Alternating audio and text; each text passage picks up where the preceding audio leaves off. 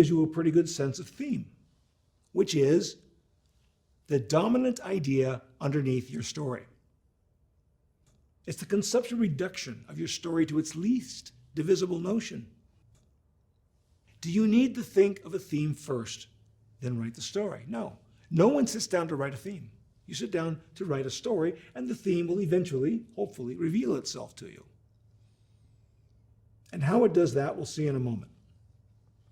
I told you before the 6 things I know before I start, and knowing the theme is as important as any of those others. I highly recommend you know them as well. Once you recognize it, as I said, it will actually suggest scenes and ways to go as you plot out your story. But more important, the theme is invariably what your film is about emotionally. It's that something we can all relate to. No matter how big and fantastic your story or how small and intimate, it's the entry point that allows the audience to invest themselves emotionally and relate to your characters. Now, there's a downside to being too thematic, being too eager to make your point thematically.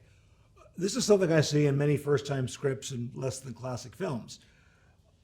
And that's the idea of playing the theme instead of playing the plot and allowing me as the audience to get to the theme. And while the theme is the big idea of your script, it's not the story, it's the idea behind the story, as we said, and that's where it should remain.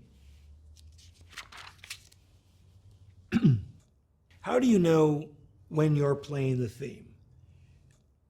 Basically, that's when you're preaching the big idea through your characters instead of telling your plot and allowing me to get that idea on my own.